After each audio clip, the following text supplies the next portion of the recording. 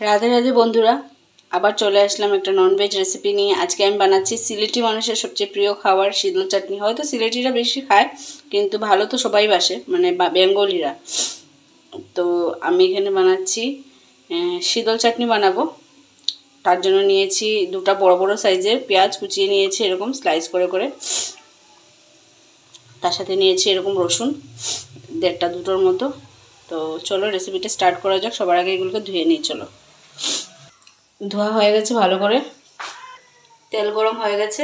এবার এগুলো তেলে দিয়ে দেব।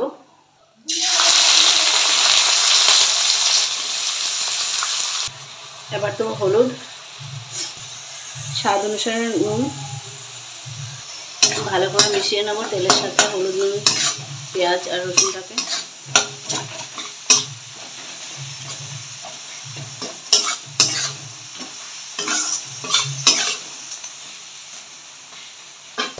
धुए केटे रखा पेঁয়াজ পাতার কিছুটা নিচের অংশ ছিল ওইগুলো দিয়ে দিচ্ছি। ভালো করে মিশিয়ে নেব।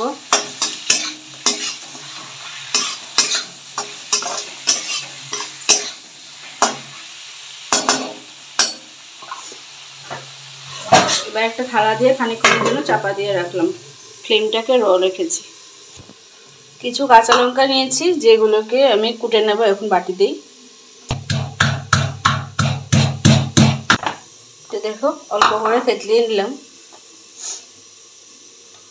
তার মধ্যে দেব ছোট চামচ 1 চামচ লঙ্কা গুঁড়ো। এগুলো আমি ঘরে বানানো মশলা তার জন্য বেশি দিচ্ছি না কারণ শুকনো লঙ্কা যা লঙ্কাও দিয়েছি তার মধ্যে। তো বাস এতটুকু দিলাম। অল্প জল দেব।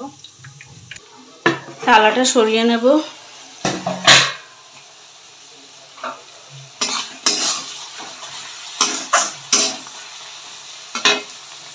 থেতলিয়ে রাখা লঙ্কা আর এগুলো দিয়ে দিলাম একসাথে। প্রথমে লঙ্কাটা দিলে তোমার ঝাঁঝ আসবে বেশি তার জন্য লঙ্কাটা পরে দিলাম। তোমরা চাইলে শুধু লঙ্কা গুঁড়ো দিয়েও করতে পারো কিন্তু আমি সবসময় শীতল যখনই বানাই কাঁচা লঙ্কা দিই আর গুঁড়া লঙ্কাটা দিই, তাতে টেস্টটাও ভালো আসে আর কালারটাও দারুণ হয়।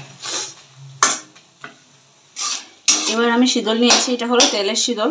আমি সবসময় শীতলটা এটা দিয়ে বানাই, তোমরা তোমাদের চাহিদা হিসেবে শীতলটা নিতে পারো কিন্তু আমি এই শীতলটা নেওয়া পছন্দ করি। তো চলো এবার শীতলটাকে ভালো করে ধুয়ে পরিষ্কার করে নিই। দেখো শীতলের মাথাগুলো ফেলে দিলাম আর এরকম পরিষ্কার করে ধুয়ে নিলাম। এবার শীতল 4টা নিয়েছি।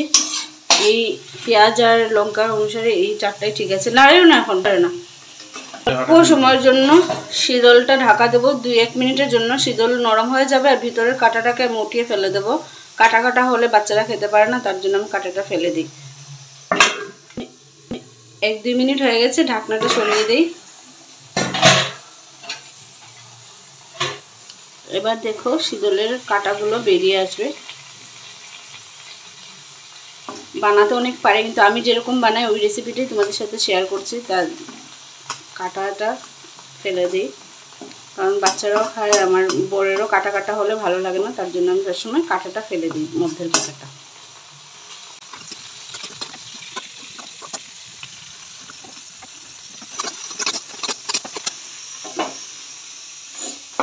এখন হাতের সাহায্যে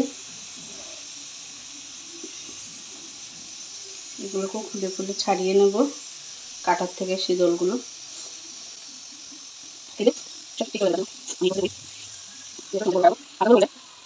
ভাজা ভাজা হয়ে গেছে। এবার রসুনের যে কোয়াগুলো এগুলোকে আমি খুন্তির সাহায্যে অল্প থেতলে দেব।